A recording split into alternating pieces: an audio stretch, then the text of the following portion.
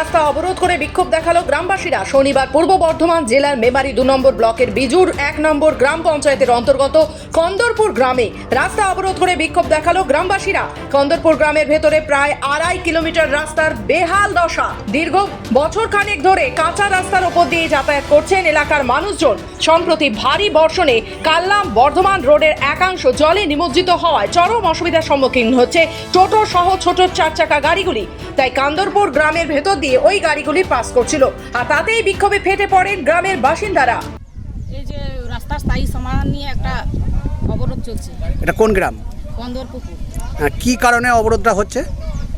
ফি বছরে এখানে জল ওই মেন জাবুয়ের রাস্তায় জল উঠলেই এই রাস্তা দিয়ে সমস্ত গাড়ি চলাচল করে। হ্যাঁ, এতে আমাদের রাস্তা এমনিতেই খারাপ, এর গাড়ি চলাচলের পরে আরও খারাপ হয়ে যাচ্ছে। স্কুলের ছেলে মেয়েরা সব স্কুলে যায়, কিন্তু ওদের খুব সমস্যা হচ্ছে হেলথের। কিন্তু আমরা ওই দিক দিয়ে আসছিলাম, গোটা রাস্তা ডুবে গেছে। কোন দিক দিয়ে আসছিলেন? মেন রোড দিয়ে বর্ধমান থেকে আসছিলাম, তো ওই রোডটা পুরো ডুবে গেছে, যার জন্য আমরা গ্রাম দিয়ে ঘুরে ঘুরে এলাম। কোন গ্রাম এটা জানেন?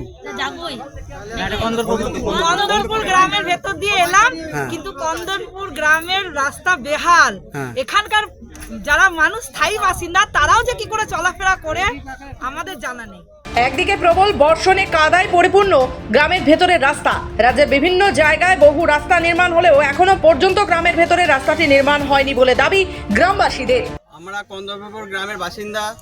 আমাদের গ্রামের সকল মানুষ আজকে এসে এই রাস্তার উপর মাথা নত হয়ে এই রাস্তা অবরোধ করেছে। তার একটাই কারণ, এই দীর্ঘদিন ধরে এই রাস্তা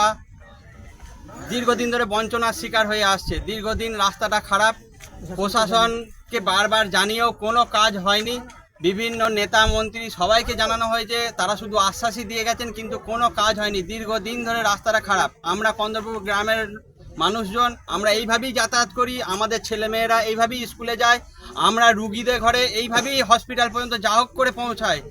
আজকে আমাদের এখানে কন্দরপুর, যেটা আমাদের অফিসের কাছে একটি গ্রাম, সেখানে আমরা এসেছিলাম।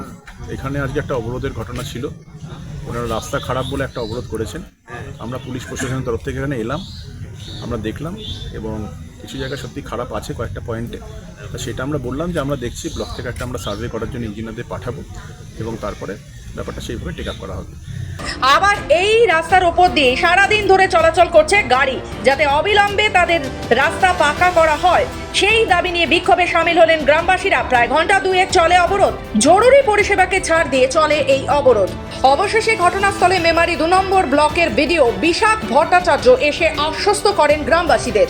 পৌঁছায় মেমারি থানার সাতগাছিয়া ফাঁড়ির পুলিশ। আশ্বাস পেয়ে অবরোধ তুলে নেয় গ্রামবাসীরা। পূর্ব বর্ধমান থেকে সুমন বিশ্বাসের রিপোর্ট, খবর বাংলা।